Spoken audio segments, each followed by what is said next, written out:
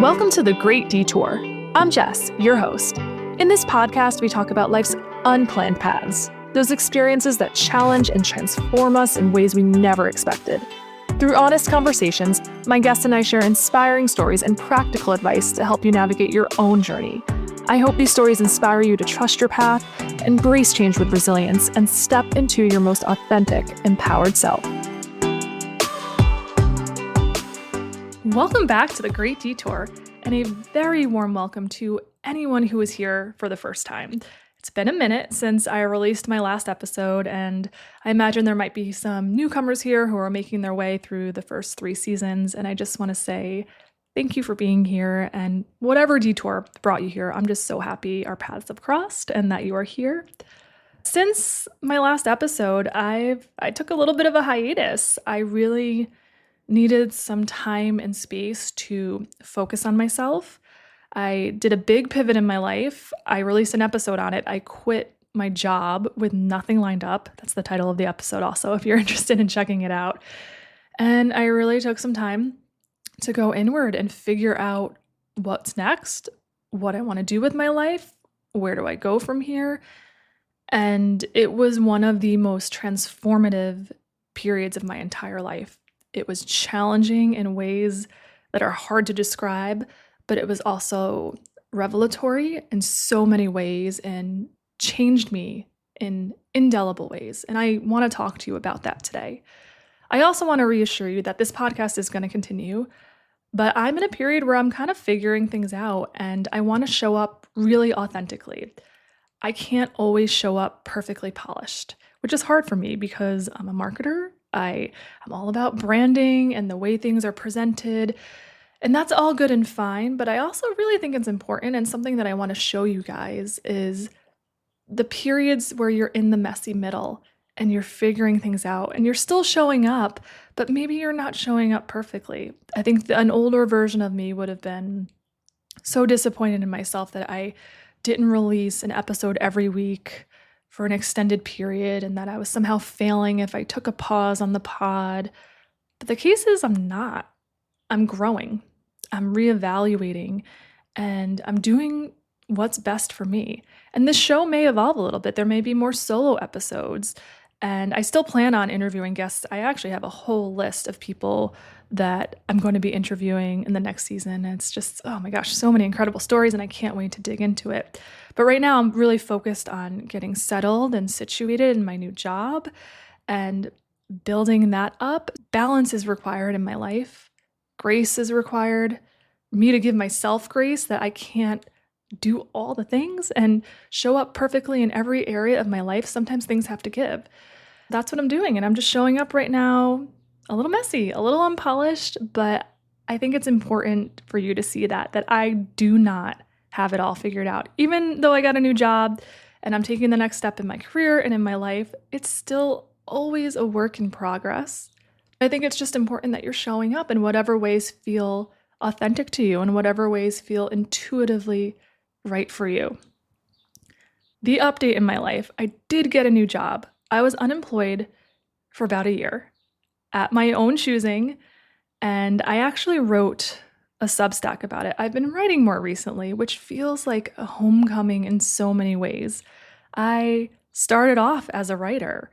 Earlier in my life, the audio medium wasn't it for me. I was constantly journaling. I would do writing competitions. I would write my friends notes and letters all the time. Now it's voice memos.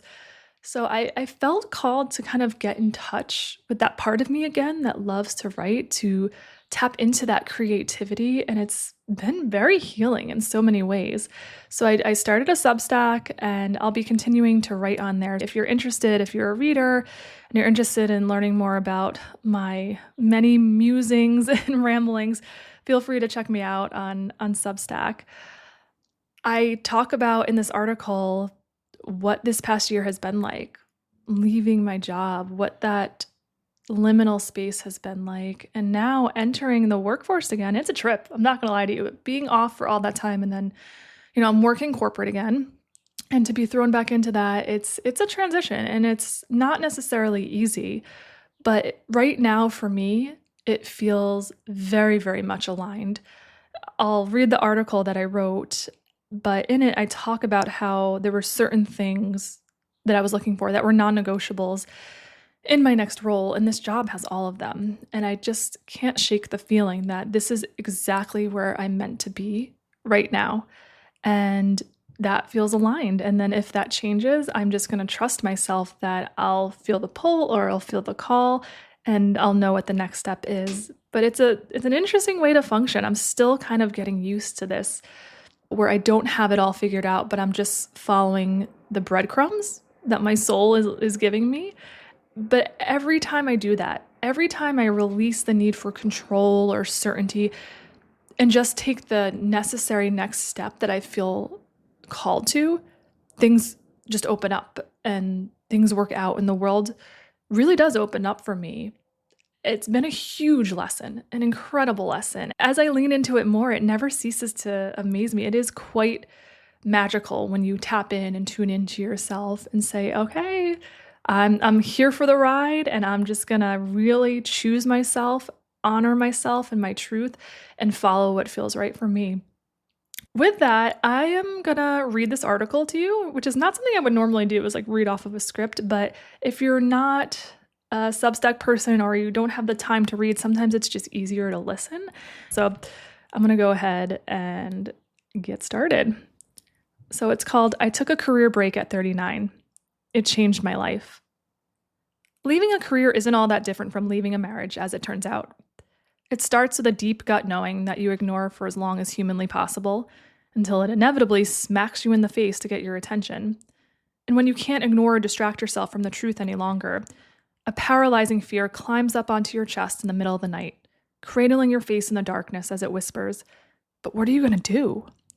And then when you finally do take that brave leap into the spacious unknown, an all too familiar grief cozies up right next to it, gently holding your hands as it tells you that your life will never be the same. All that to say, it's absolutely terrifying.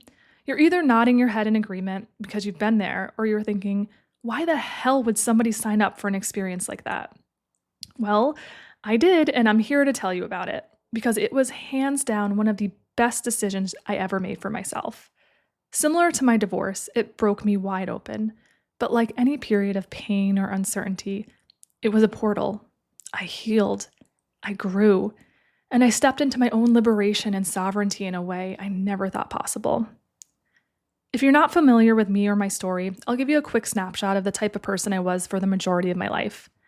I was a little girl that teachers always said was a pleasure to have in class. Fast forward to straight A's, volleyball team captain, salutatorian, summa cum laude, Fortune 500, you get the idea. Achieving, or more accurately, overachieving, was kind of my thing.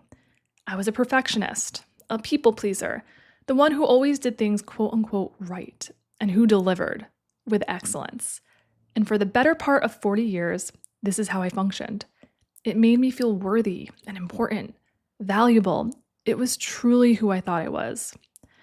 Then, at 35, life smacked me over the head with marital problems, and I ended up getting divorced from my partner of 17 years. Initially, this felt like a huge demerit on my life scorecard. However, the beauty of my divorce is that it set off a ripple effect of healing in my life.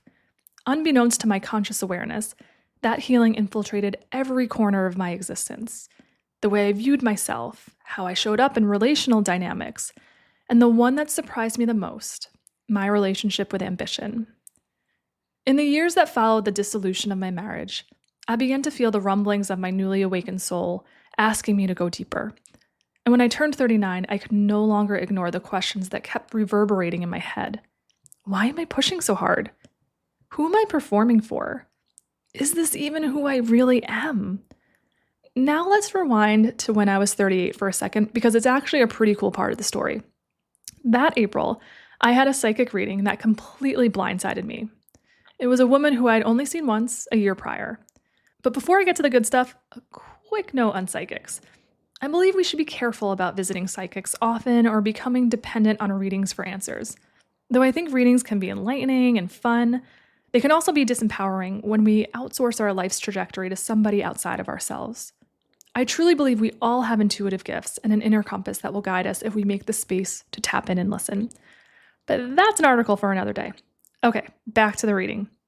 Halfway through, she stopped and said, "It feels like you're redefining career for yourself." And that part actually feels like it might be a little scary because it feels like kind of a rebrand, if you will, of who it is that you are and what it is that you do.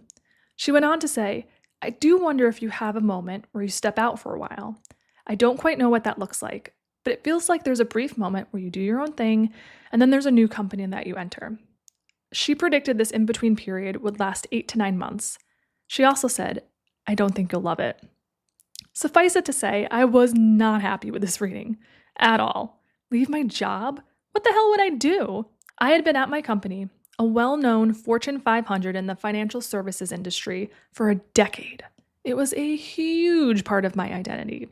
When people asked me what I did for a living, I would proudly share my director title and company name like a badge of honor. I was not the type of person to just leave a job without an even better opportunity lined up. I sat there anxious and quite honestly pissed. I firmly believe in free will and that we co-create our futures. So I decided I was not going to accept this prediction. It didn't resonate with me, so I told the universe I wasn't interested, and I continued on with my life. To be honest, I kind of blocked out the reading altogether. What I couldn't ignore, however, were the rumblings of discontent inside of me that were getting louder and louder every day that I set foot in the office. It was getting harder to pretend that I felt aligned in the role I was in. In fact, I felt quite the opposite. I felt drained, depleted. I reluctantly began to come to terms with the reality that this was no longer a fit for me, and I was ready to move on. The problem was the next step wasn't clear. I didn't want to just jump into the next available role and feel the same way. I wanted to be intentional. And the scariest realization of all, I wanted a break. A what? A career break? At 39? Who even does that? There was absolutely no way. But the whispers kept coming. I remember walking down the long, carpeted hallway in my office a few months before I decided to leave. As I peered through the polished glass walls of the conference rooms I passed, what I thought to be an intrusive thought dropped in, clear as day. You won't be walking these halls much longer. It was so visceral, I remember shaking my head. What the actual fuck? I now realize that was my intuition. It knew it was time to go. It was preparing me. I could write an entirely separate article on the heartache and emotional labor it took to come to the decision to leave. What I will say is that I drew on the experience of my divorce. I now recognize when something has reached its expiration date in my life and it's time to move on. I trust myself and my intuition. I don't need the evidence that I will be okay. I already have proof that when I honor myself and my inner knowing, I will always be okay. Better than okay, in fact. And in that moment, my soul was vibrating within me with a deep knowing that could not be disputed. It was time to go. Those initial weeks, perhaps months after my departure, were a roller coaster. Grief was very much present. However, so was relief. Even with the uncertainty and fear, even with the wide eyes and furrowed brows of friends and family members, there was part of me that felt like I could finally exhale. I didn't know what was next, but I just knew that I made the right decision for right now. And looking back on it all almost a year later, I understand why. My healing has been a deconstruction. Honestly, a demolition. It has torn down every pillar in my life that I attached my value to and sourced self-esteem from. And my career identity was not exempt from that teardown. And it probably needed it most of all. It wasn't until I left that I realized exactly how much I had attached my worth to what I did for a living. Initially, I felt palpable shame telling people. Quitting without a job lined up is pretty counterculture. Outside of being afraid of burning through all my hard-earned savings, I was afraid I would be perceived as reckless or irresponsible, or even worse, having a midlife crisis. I was almost 40 after all. I couldn't even conceive of dating. What would I even say if a guy asked, "What do you do?" I spiraled at the thought. I quickly realized that without my career, my confidence and self-esteem immediately went out the window. It was a reckoning after a lifetime of outsourcing my worth. And I believe this is exactly why my intuition had pushed me to leave. I needed to experience a sacred pause in everything it had to teach me. When my therapist asked what I wanted to do with this time after I quit, I remember saying, honestly, I just want to be outside and go for a walk. It sounded so simple, but it was something I missed out on during my weekly corporate grind, and my body and soul were craving the peace and connection with nature. So I walked a lot, sometimes multiple times a day. I also slept more than I have in my entire life. I didn't realize how exhausted I was. I believe it was my nervous system coming out of survival mode and feeling safe enough to truly and deeply rest for the first time in my adult life. I enjoyed slow mornings where I meditated and journaled. I sipped from my favorite coffee mug in bed, getting up when my body felt ready to do so. I sat down at my dining room table and enjoyed the breakfasts I made: eggs, avocado, sourdough toast, and fresh fruit. Whether it was strength training or a run, I listened to my body and I took my time with my workouts instead of rushing to be done by a certain time. I caught up with friends, but I also spent a significant amount of time on my own. During this time, a lot of grief came up, and it wasn't just related to my career, but from other areas of my life that I hadn't fully processed. It was grief that had been patiently waiting to be felt. And this was the first time my nervous system sensed the sufficient space and safety to allow it all to come up. So I let it. I felt all of it. With the support of my therapist and coaches, I took my inner work to an entirely new level, pushing myself to jagged edges I had been afraid to touch, while also meeting beautiful parts that I had forgotten were there all along. One of the beautiful parts I found was my inherent worth. When you're almost 40, single, and unemployed, it's a tall order to feel good about yourself. But something magical happened when I slowed down and became more present in my life. I became more connected to myself. My obsessive need to perform, achieve, and prove myself began to dissipate. I suddenly began to just be me. And this didn't mean that my ambition evaporated. During this time, I still produced and hosted an entire season of my podcast. I was a guest on close to a dozen other shows. I started writing again, both on this Substack as well as a feature in a grief magazine. However, this time, my come from was different. I wasn't performing. I wasn't being driven by a wound of inadequacy. I was doing these things because I genuinely enjoyed them, and they filled me with light. In pausing and pouring into myself the way I did, my energy shifted on a vibrational level. I can feel it today as I write this article. I think back to the woman I was a year ago, and though I feel so much love for her, I don't think about life the same way she did. It's actually hard to even relate to that version of me. I'm operating on an entirely new frequency, and I know that wouldn't have happened if I had not paused and taken myself off autopilot. And that brings me here, at the threshold of my next chapter. Following your knowing, even when it doesn't make sense, even when it asks you to do incredibly hard things, will give you confidence and self-assurance like you've never experienced before. Which probably explains why throughout this entire process, I had a feeling, that good old intuition again, that I didn't have to worry about finding my next job, even in today's insane market. There was just this peaceful knowing that I'd figure it out and the right next step would reveal itself when it needed to. So for the first time in my life, I didn't really worry. I didn't sit on my ass, of course. I put in the effort by networking and scanning job boards, applying to roles that felt resonant, but I also didn't stress it. And I didn't quote unquote overachieve it like I might have a few years ago. In fact, I think my calmness actually worried people, especially my dad. But I trusted myself, and my newfound confidence made me feel secure in what I brought to the table. Life had shown me repeatedly that when you trust yourself, things work out. I leaned all the way into that. And sure enough, the right job opportunity eventually did fall directly into my lap. It's worth noting that I was very selective in my job search. I had 3 core criteria, and I was strict about filtering out jobs that didn't fit them. 1, it had to have a certain salary so I could cover my expenses. 2, it had to be remote or have a nearby office so that I wouldn't have to sacrifice balance or quality of life. And 3, it had to have a manager and culture that I was excited about. This new opportunity checked all of those boxes. As soon as I started interviewing, I just knew this was it. The offer came in and confirmed it. Funny enough, my start date is 10 months after I decided to leave my previous job, eerily close to the 8 to 9 months that was predicted. Was the reading accurate? Was this all just some self-fulfilling prophecy? It's a fun mystery I'll likely always mull over. What I do know is that right now, in this very moment, I am exactly where I'm meant to be. I'm entering this new opportunity as a different version of myself, a version that is empowered and self-assured, not proving anything to myself or anyone else. And if and when it's time for another life change, I can trust my soul to let me know where to go next. Honestly, I can't wait to see where it takes me. So that was my experience of my career sabbatical at 39. It changed me on a cellular level and led me to an opportunity that feels very, very much aligned for this moment.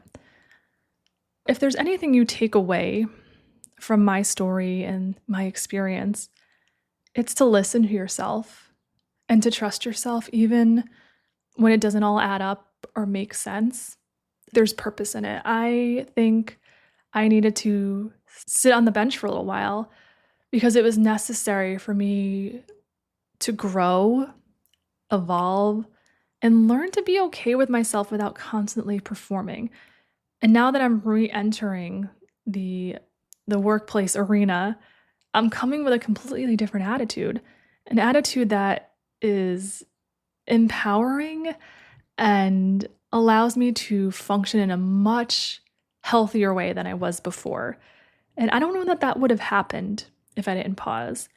And I don't know what that is for you. It might not be taking a career pause. It might be something completely different. But my question to you is, what are you being called to do? What is that recurring thought that keeps circling in your head that you're ignoring or that doesn't make sense, but you keep feeling pulled to? I invite you to listen to it, and I invite you to explore it. You have so much more wisdom inside of you, so much more power and guidance than you realize.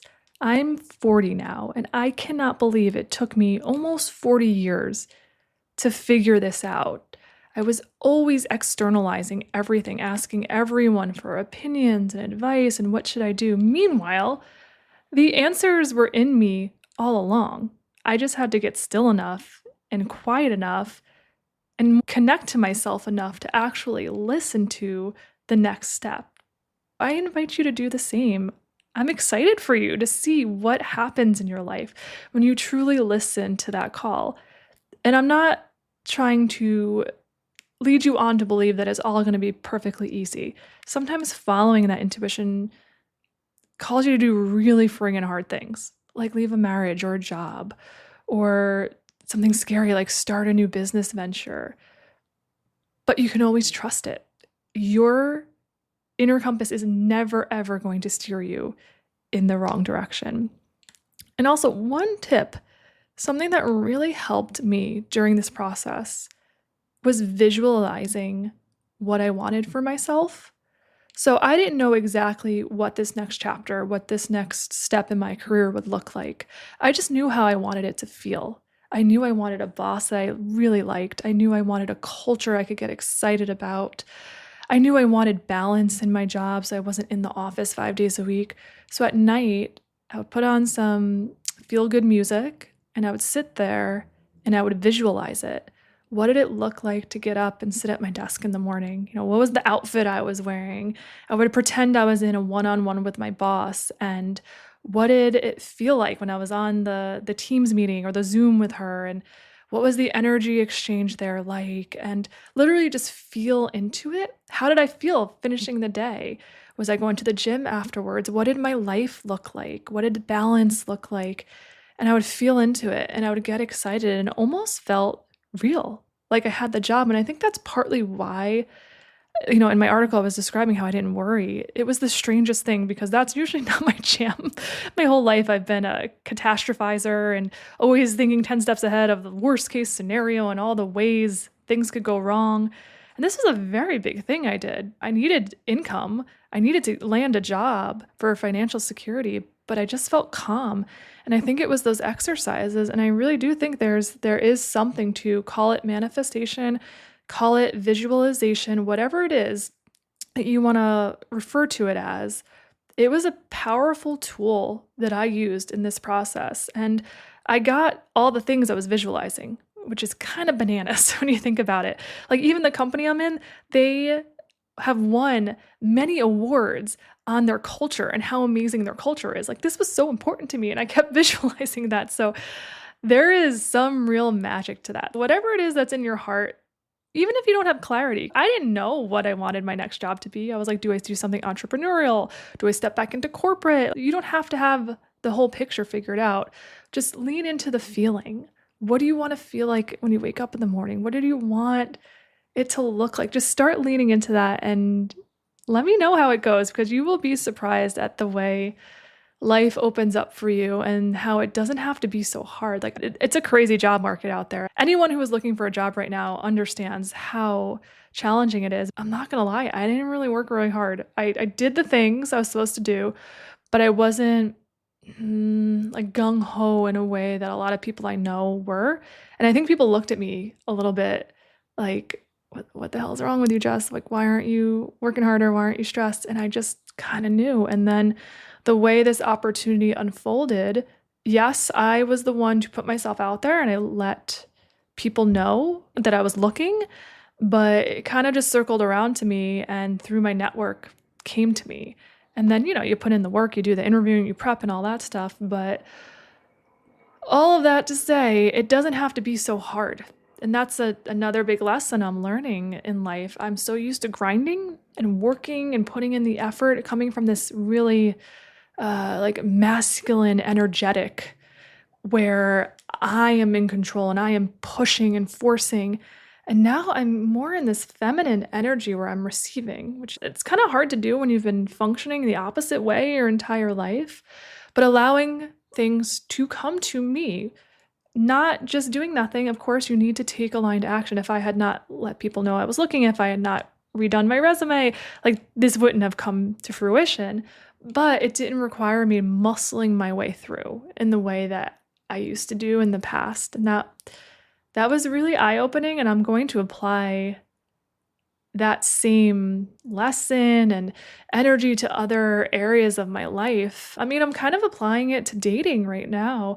I am very, very happily single, but I also deeply desire a partnership. And I do believe that partnership is in the cards for me, but I am not really actively pushing or looking. I'm not on any apps. Thank God. I don't know if you've been on the apps, but they've been terrible. I know some people who have success stories, so God bless you. If you're one of those people, you're very, very lucky. That was not the case for me. I just feel right now that by working on myself, by investing in myself, in my passions, building up my life, that it's inevitable that I am going to cross paths with a person who is right for me and who is aligned for me. And it's not something that I have to really orchestrate or push or work hard at. It actually kind of annoys me. I have sometimes like dating coaches get into my DMs on Instagram because they see that I'm single, and it's this approach of like, what are you doing wrong that you're single, and what can you do better? And it's just all this like, I need to do something differently. And it's not my frame of thinking, and I don't agree with that approach for me. I don't think there's anything wrong with me being single. I actually don't think singleness is a problem to be fixed. I think this is who I am at this point in my life. And I just happen to have not met somebody who is right for me at this point. I do believe it will happen. And so I'm kind of just resting in that energy, but I am visualizing too what it will feel like. What will he look like? What will it feel like to come home to him at the end of the day? And it's exciting because I can almost feel his energy. And I just know I have this really strong feeling that it's going to happen. And yeah, it's just a really cool way to approach the things that you're desiring in this life. So if you haven't tried visualization, manifestation, I encourage you, give it a go. And sometimes it feels good. It feels good to be in that space of just imagining things going right for you, imagining your dreams coming true. So I encourage you just to give it a shot and try it on for size and see how you like it. Thank you again for being here with me and tuning in and engaging with me online. This has been such an incredible ride with this community, with this platform. And every time I engage with one of my listeners or one of my followers, it's just such a healing experience for me to witness other people's detours and watch the way that others grow and heal. And it just really reminds me of that Ram Dass quote that says, we're all just walking each other home. I really believe that. We're all in this together, walking each other home. So thank you, and I will talk to you guys soon. Thanks for listening to The Great Detour. If you're enjoying the show, I'd love if you could leave a rating or review wherever you listen to podcasts. It really does help the show have a greater impact. Also, don't forget to subscribe so you never miss an episode. Have your own detour story? You can share it with me by visiting thegreatdetour.com or The Great Detour on Instagram. Thanks for taking this journey with me.